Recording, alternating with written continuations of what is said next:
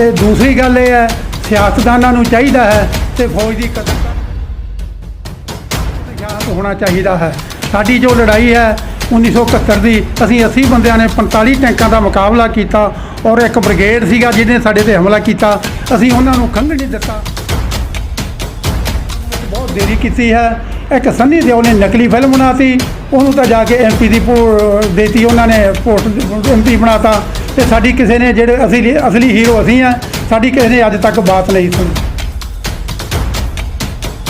ਗੱਲਬਾਤ ਕਰਦੀ ਹੈ ਇੱਕ ਜਿਹੜੀ ਹੈ ਸ਼੍ਰੀ ਦੇਵੀ ਸ਼ਰਾਬ ਪੀ ਕੇ ਪਾਣੀ ਦੇ ਡੁੱਬ ਕੇ ਮਰ ਗਈ। ਰਾਸ਼ਟਰਪਤੀ ਨੂੰ ਉਹਦਾ ਬੜਾ ਅਫਸੋਸ ਹੋਇਆ, ਪ੍ਰਧਾਨ ਮੰਤਰੀ ਨੂੰ ਬੜਾ ਅਫਸੋਸ ਹੋਇਆ।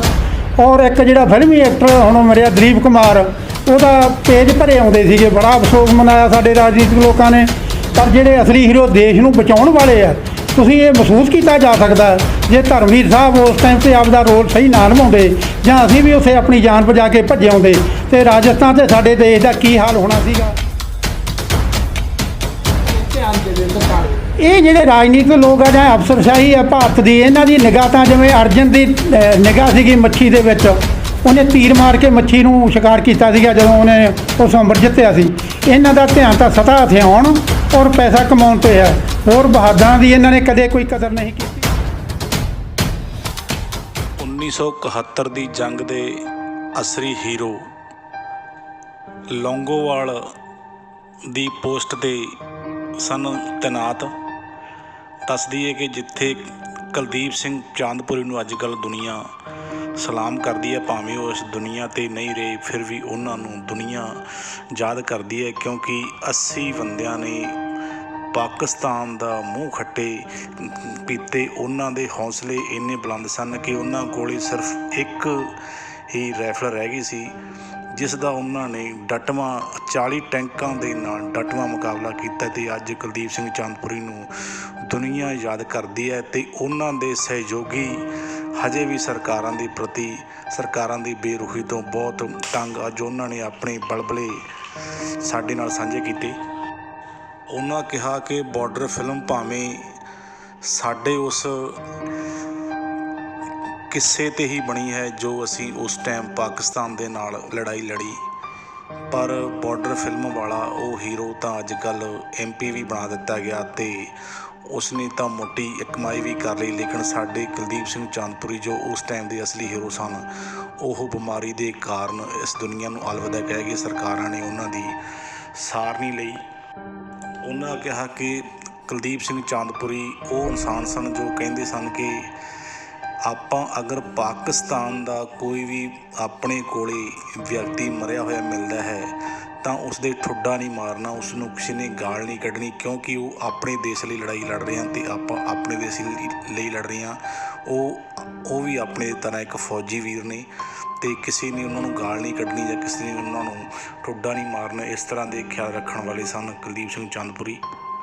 ਉਹਨਾਂ ਕਿਹਾ ਕਿ ਸਾਡੀਆਂ ਸਰਕਾਰਾਂ ਇੱਕ ਫਿਲਮੀ ਹੀਰੋ ਦੀ ਅਗਰ ਪਾਣੀ ਦੇ ਟੱਬ ਵਿੱਚ ਡੁੱਬ ਕੇ ਵੀ ਮੌਤ ਹੋ ਜਾਂਦੀ ਹੈ ਤਾਂ ਸਾਡੇ ਰਾਸ਼ਟਰਪਤੀ ਜਾਂ ਸਾਡੇ ਪ੍ਰਧਾਨ ਮੰਤਰੀ ਉਹ 'ਤੇ ਬਹੁਤ ਜ਼ਿਆਦਾ ਅਫਸੋਸ ਕਰਦੇ ਹਨ। ਲੇਕਿਨ ਜੋ ਅਸੀਂ ਇਸ ਦੁਨੀਆ ਨੂੰ ਬਚਾ ਕੇ ਰੱਖਿਆ ਹੈ, ਅਸੀਂ ਪਾਕਿਸਤਾਨ ਦੇ ਨਾਲ ਜੰਗ ਲੜ ਕੇ ਇਸ ਦੁਨੀਆ ਦੇ ਲਈ ਬਹੁਤ ਕੁਛ ਕੀਤਾ ਹੈ, ਲੇਕਿਨ ਸਾਡੀ ਅੱਜ ਤੱਕ ਕਦੇ ਕਿਸੇ ਸਰਕਾਰ ਨੇ ਕੋਈ ਸਾਰ ਨਹੀਂ ਲਈ। ਤਾਂ ਆਓ ਤੁਹਾਡੀ ਉਹਨਾਂ ਦੇ ਨਾਲ ਗੱਲ ਕਰਵਾਉਂਦੇ ਆ ਜੋ ਲੌਂਗੋਵਾਲ ਦੀ ਲੜਾਈ ਦੇ ਵਿੱਚ ਇਹ ਉਸ ਟਾਈਮ ਕੁਲਦੀਪ ਸਿੰਘ ਚਾਂਦਪੁਰੀ ਦੇ ਸਹਿਯੋਗੀ ਰਹੇ ਤੇ ਧਰਮਵੀਰ ਦੇ ਸਹਿਯੋਗੀ ਰਹੇ ਨੇ। ਇਹ ਦੋਨੇ ਸਾਬਕਾ ਫੌਜੀ ਤੇ ਇਹਨਾਂ ਦੀ ਸਰਕਾਰਾਂ ਪ੍ਰਤੀ ਕਾਫੀ ਗਿਲੇ ਸ਼ਿਕਵੇ ਹਨ। ਆਓ ਸੁਣਾਉਂਦੇ ਹਾਂ ਤੁਹਾਨੂੰ ਉਹਨਾਂ ਦੀ ਜਵਾਨੀ। सर आप दोनों ने लौंगोवाल की लड़ाई लड़ी, जो लौंगोवाल की तुसी लड़ाई लड़ी हैगी, उस लड़ाई बारे जे पंजाब नूं जां देश नूं दसना होवे तुसी किस रूप च दस सकदे हो? बहुत बहादरी दुनिया दे विच मन्नी जाती है बहादरी ਲਈ। ਸਾਡੀ ਸਾਰੇ ਫਿਰਕਿਆਂ ਨੂੰ ਇਹ ਬੇਨਤੀ ਹੈ, ਸਭ ਤੋਂ ਪਹਿਲਾਂ ਤਾਂ ਨੌਜਵਾਨਾਂ ਨੂੰ, ਕਿਉਂਕਿ ਨੌਜਵਾਨਾਂ ਨੂੰ ਨਸ਼ਿਆਂ ਤੋਂ ਦੂਰ ਰਹਿ ਕੇ ਆਪਣੇ ਸਰੀਰਕ ਤੌਰ 'ਤੇ ਤੰਦਰੁਸਤ ਰਹਿਣਾ ਚਾਹੀਦਾ ਔਰ ਆਪਣਾ ਸਰੀਰ ਤੰਦਰੁਸਤ ਹੋਊਗਾ ਤਾਂ ਵੀ ਫੌਜ ਦੇ ਵਿੱਚ ਜਾ ਕੇ ਦੇਸ਼ ਦੀ ਸੇਵਾ ਕਰਾਂਗੇ।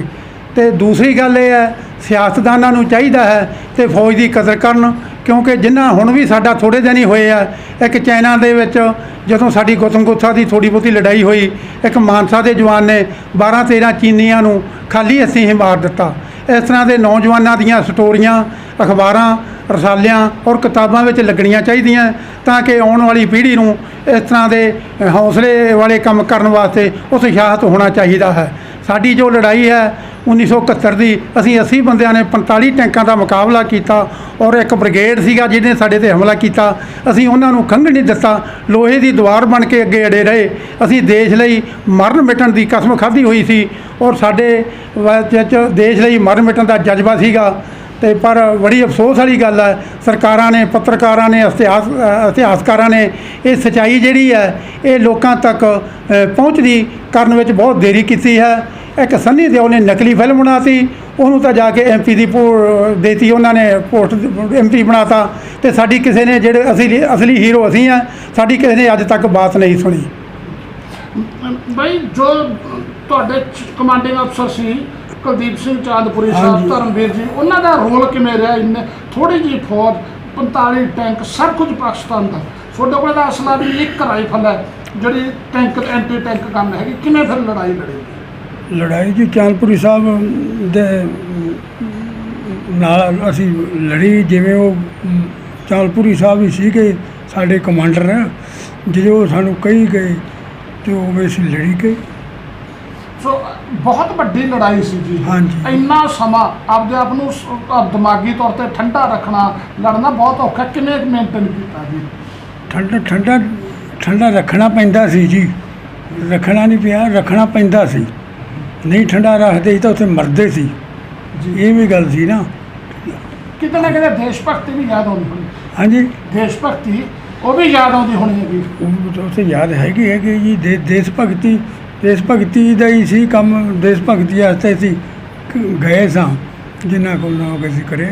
ਤੇ ਜਦੋਂ ਪਾਕਿਸਤਾਨ ਦੀ ਫੌਜ ਨੂੰ ਸੁਬਾਹ ਅਟੈਕ ਹੋਇਆ, ਹਾਰ ਗਈ, ਫਿਰ ਕਿਵੇਂ ਮਹਿਸੂਸ ਕੀਤਾ? ਫਿਰ ਮਹਿਸੂਸ ਕੀ ਕੀਤਾ ਜੀ?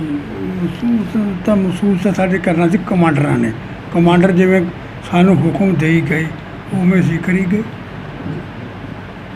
ਹਾਂਜੀ ਜੀ। ਤੇ ਮੇਜਰ ਚਾਂਦਪੁਰੀ ਬਾਰੇ ਜਾਂ ਧਰਮਵੀਰ ਜੀ ਬਾਰੇ ਕੀ ਕਹੋਗੇ? ਧਰਮਵੀਰ ਸਾਹਿਬ ਤੇ ਮੇਜਰ ਚਾਂਦਪੁਰੀ ਸਾਹਿਬ ਸਾਡੇ ਬਹੁਤ ਚੰਗੇ ਕਮਾਂਡਰ ਸੀ। ਧਰਮਵੀਰ ਸਾਹਿਬ ਵੀ ਬਹੁਤ ਚੰਗੇ ਸੀ, ਲੇਕਿਨ ਹੁਣ ਉਹਨਾਂ ਦੀ ਕੋਈ ਮਦਦ ਨਹੀਂ ਕਰ ਰਿਹਾ। ਬਿਮਾਰ ਰਹਿੰਦੇ ਆ, ਕੋਈ ਉਹਨੂੰ ਆਇਆ ਵੀ ਨਹੀਂ ਦੇ ਰਿਹਾ। ਬਾਕੀ ਵੇਖੋ ਕਿੱਡੇ ਬੰਦਿਆਂ ਨੂੰ ਕੀ ਕੁਝ ਦੇਈ ਜਾਂਦੇ ਆ, ਉਹ ਵਿਚਾਰੇ ਨੂੰ ਆਇਆ ਵੀ ਨਹੀਂ ਦੇ ਰਹੇ। ਵੀਰ ਜੀ, ਜਿਵੇਂ ਇਹਨਾਂ ਨੇ ਕਿਹਾ ਵੀ ਧਰਮਵੀਰ ਸਾਹਿਬ ਨੇ ਦੇਸ਼ ਲਈ ਐਡੀ ਵੱਡੀ ਜੰਗ ਲੜੀ, ਉਹ ਬਿਮਾਰ ਰਹਿੰਦੇ ਨੇ, ਸਰਕਾਰ ਉਹਨਾਂ ਦੀ ਬਿਲਕੁਲ ਪੁੱਛ-ਗਿੱਛ ਨਹੀਂ ਕਰ ਰਹੀ। ਸਰਕਾਰ ਜਿਹੜੀ ਅਸਲੀ ਹੀਰੋ ਹੈ ਉਹਨਾਂ ਦੀ ਗੱਲਬਾਤ ਨਹੀਂ ਪੁੱਛਦੀ, ਨਕਲੀ ਹੀਰੋਆਂ ਦੀ ਗੱਲਬਾਤ ਕਰਦੀ ਹੈ। ਇੱਕ ਜਿਹੜੀ ਆ ਸ਼੍ਰੀ ਦੇਵੀ ਸ਼ਰਾਬ ਪੀ ਕੇ ਪਾਣੀ ਦੇ ਡੁੱਬ ਕੇ ਮਰ ਗਈ, ਰਾਸ਼ਟਰਪਤੀ ਨੂੰ ਉਹਦਾ ਬੜਾ ਅਫਸੋਸ ਹੋਇਆ, ਪ੍ਰਧਾਨ ਮੰਤਰੀ ਨੂੰ ਬੜਾ ਅਫਸੋਸ ਹੋਇਆ। ਔਰ ਇੱਕ ਜਿਹੜਾ ਫਿਲਮੀ ਐਕਟਰ ਹੁਣ ਮਰਿਆ ਦਲੀਪ ਕੁਮਾਰ, ਉਹਦਾ ਪੇਜ ਭਰੇ ਆਉਂਦੇ ਸੀਗੇ, ਬੜਾ ਅਫਸੋਸ ਮਨਾਇਆ ਸਾਡੇ ਰਾਜਨੀਤਿਕ ਲੋਕਾਂ ਨੇ।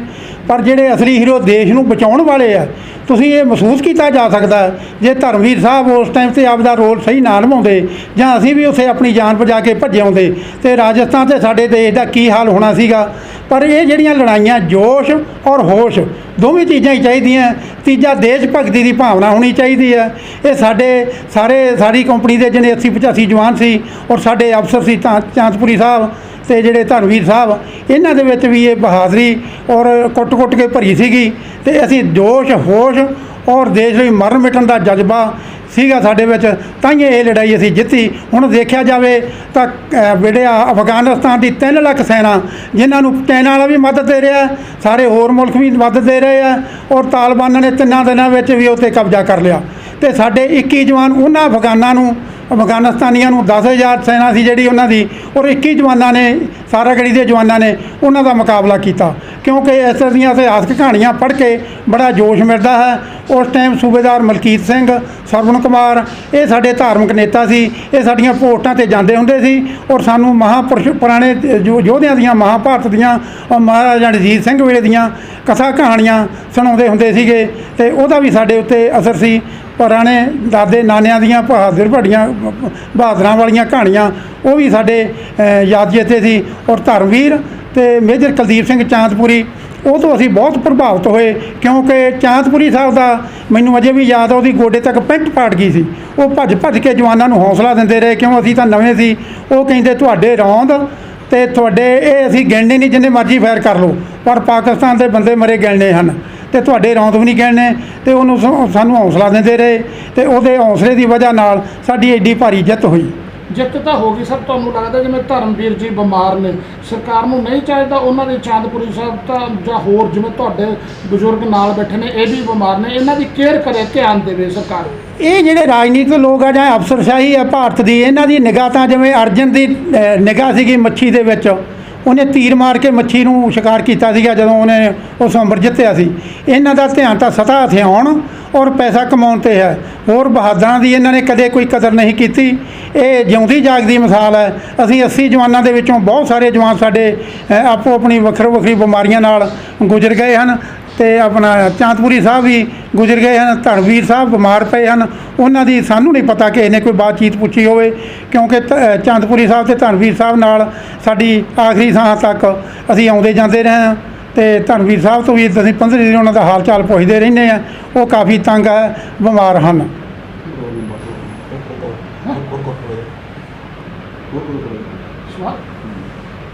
ਦੇਖੋ ਜਿਵੇਂ ਡਾਕਟਰ ਧਰਮਵੀਰ, ਜਿਵੇਂ ਪੰਜਾਬ ਭਾਰਤ ਦੀ ਸਰਕਾਰ ਹੈ ਜਿੱਤੀ, ਬਹੁਤ ਸਾਰੇ ਵਾਅਦੇ ਤੁਹਾਡੇ ਨਾਲ ਕੀਤੇ ਗਏ, ਉਹ ਵਾਅਦੇ ਪੂਰੇ ਹੋਏ, ਪੂਰ ਚੜੇ?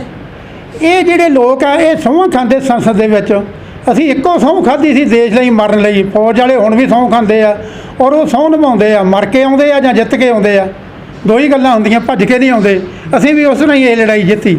ਇਹਨਾਂ ਦੀਆਂ ਸਹੁੰਆਂ ਤੇ ਵਾਅਦਿਆਂ ਤੇ ਕੋਈ ਇਤਬਾਰ ਨਹੀਂ ਕਿਸੇ ਨੂੰ ਰਿਹਾ ਤੇ ਅਸੀਂ ਇਹਨਾਂ ਤੇ ਕੋਈ ਵਿਸ਼ਵਾਸ ਨਹੀਂ ਕਰਦੇ। ਜਦੋਂ ਸਾਡੇ ਕਾਰਗਿਲ ਦੀ ਜੰਗ ਵਿੱਚ ਤਬੂਤਾਂ ਚੋਂ ਤੇ ਖੱਫਣਾਂ ਚੋਂ ਪੈਸੇ ਖਾ ਗਏ, ਸਾਡੇ ਜਿਹੜੀ ਆ ਕੋਵਿਡ ਦੇ ਆਏ ਟੀਕੇ ਆਏ ਉਹਨਾਂ 'ਚੋਂ ਕਮਿਸ਼ਨ ਖਾ ਗਏ, ਸਾਨੂੰ ਉਹਨਾਂ ਤੋਂ ਇਹਨਾਂ ਉੱਤੇ ਕੋਈ ਭਰੋਸਾ ਨਹੀਂ, ਸਾਨੂੰ ਕੋਈ ਉਮੀਦ ਨਹੀਂ। ਪਰ ਜਿਹੜੀ ਆਮ ਪਬਲਿਕ ਹੈ ਭਾਰਤ ਵਰਸ਼ ਦੀ, ਜਦੋਂ ਲੜਾਈ ਲੱਗਦੀ ਹੈ ਤੋਤਲੀਆਂ ਜਵਾਨਾਂ ਵਾਲੇ ਬੱਚੇ ਆਪਣੀਆਂ ਮਾਹਾਂ ਦੀਆਂ ਬੁੱਕਲਾਂ ਵਿੱਚੋਂ ਨਿਕਲ ਕੇ ਟਾਟਾ ਜਾਂ ਪੁਆਏ ਕਰਦੇ ਹਨ। ਆਮ ਲੋਕ ਸਾਡੀ ਬਹੁਤ ਇੱਜ਼ਤ ਕਰਦੇ ਹਨ। ਸਾਨੂੰ 17 ਦੇ ਵਿੱਚ ਤੇ 19 ਵਿੱਚ ਰਾਜਸਥਾਨ ਦੀ ਫੌਜ ਨੇ ਸੱਦਿਆ, ਸਾਡਾ ਬਹੁਤ ਮਾਣ ਸਨਮਾਨ ਕੀਤਾ ਔਰ ਉੱਥੋਂ ਦੇ ਲੋਕਾਂ ਨੇ ਵੀ ਸਾਡਾ ਬਹੁਤ ਮਾਣ ਸਨਮਾਨ ਕੀਤਾ ਔਰ ਸਾਡੇ 'ਤੇ ਫੁੱਲਾਂ ਦੀ ਵਰਖਾ ਕੀਤੀ।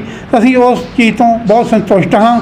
ਸਾਨੂੰ ਬਹੁਤੇ ਪੈਸੇ ਦੀ ਲੋੜ ਨਹੀਂ, ਅਸੀਂ ਆਪਣੀ ਪੈਨਸ਼ਨ ਨਾਲ ਗੁਜ਼ਾਰਾ ਕਰ ਸਕਦੇ ਹਾਂ, ਕਿਉਂਕਿ ਹੱਕ ਹਲਾਲ ਦੀ ਕਮਾਈ ਨਾਲ ਜਿਹੜੀ ਰੋਟੀ ਕਮਾ ਕੇ ਖਾਧੀ ਹੈ ਉਹਦੇ ਨਾਲ ਬਹੁਤ ਵਧੀਆ ਨੀਂਦ ਆਉਂਦੀ ਹੈ ਤੇ ਸਾਨੂੰ ਸ਼ਾਂਤੀ ਹੈ। ਪੰਜਾਬ ਸਰਕਾਰ ਬਾਰੇ ਕੀ ਕਹੋਗੇ? ਪੰਜਾਬ ਸਰਕਾਰ ਦੇ ਵਿੱਚ ਤਾਂ ਕੋਈ ਇੱਥੇ ਵਾਰਸ ਨਹੀਂ ਹੈ। ਜਿਹੜੇ ਪੰਜਾਬ ਦੀ ਜਿਹੜੇ ਲੋਕ ਹੈ ਲਾਵਾਰਸ ਹੋਏ ਫਿਰਦੇ ਹਨ। ਥਾਂ ਥਾਂ ਚੋਰੀਆਂ ਹੋ ਰਹੀਆਂ ਹਨ, ਡਾਕੇ ਪੈ ਰਹੇ ਹਨ, ਲੋਕ ਰਾਤ ਨੂੰ ਜਾ ਕੇ ਜਿਹੜੇ ਆ ਰਾਤਾਂ ਕੱਢਦੇ ਹਨ। ਜਿਹੜੀ ਪੁਲਿਸ ਫੋਰਸ ਹੈ ਪੰਜਾਬ ਦੀ, ਪੁਲਿਸ ਫੋਰਸ ਹੈ, ਇਹਨਾਂ ਦੇ ਰਾਜਨੀਤਿਕ ਲੋਕਾਂ ਦੀ ਰਾਖੀ ਕਰਨ ਵਾਸਤੇ ਹੈ। ਜਦੋਂ ਕਿ ਇਹਨਾਂ ਨੂੰ ਤਨਖਾਹ, ਸਾਡੀ ਟੈਕਸ ਦੀ ਜਿਹੜੀ ਕਮਾਈ ਹੈ, ਪੈਸਾ ਇਕੱਠਾ ਹੁੰਦਾ, ਉਹਦੇ ਤੋਂ ਇਹਨਾਂ ਨੂੰ ਭਾਰੀ ਜਿਹੜੀ ਹੈ ਤਨਖਾਹ ਦਿੱਤੀ ਜਾਂਦੀ ਹੈ। ਪਰ ਥਾਣਿਆਂ, ਤਹਿਸੀਲਾਂ, ਹੋਰ ਦਫ਼ਤਰਾਂ ਦੇ ਵਿੱਚ ਕਿਸੇ ਨੂੰ ਨਿਆਂ ਨਹੀਂ ਮਿਲਦਾ। ਸੌਦੇ ਹੁੰਦੇ ਹਨ, ਸੌਦੇ ਉਹੀ ਕਰਦੇ ਹਨ ਜਿਨ੍ਹਾਂ ਨੇ ਕਾਲੀ ਕਮਾਈ ਕੀਤੀ ਹੁੰਦੀ ਹੈ। ਸਾਡੇ ਫੌਜੀਆਂ ਕੋਲੇ ਤੇ ਕਿਸਾਨਾਂ ਕੋਲੇ ਕਾਲੀ ਕਮਾਈ ਨਹੀਂ ਹੁੰਦੀ। ਇਸ ਕਰਕੇ ਅਸੀਂ ਇਹਨਾਂ ਤੋਂ ਬਹੁਤ ਦੁਖੀ ਹਾਂ। ਜੇ ਤੁਸੀਂ ਚਾਹੁੰਦੇ ਹੋ ਕਿ ਹਰ ਤਰ੍ਹਾਂ ਦੀ ਖਬਰ ਤੁਹਾਡੇ ਤੱਕ ਪਹੁੰਚੇ ਤਾਂ ਤੁਸੀਂ ਮੇਰੇ ਚੈਨਲ ਨੂੰ ਸਬਸਕ੍ਰਾਈਬ ਕਰੋ ਅਤੇ ਘੰਟੀ ਨੂੰ ਆਲ 'ਤੇ ਕਰੋ।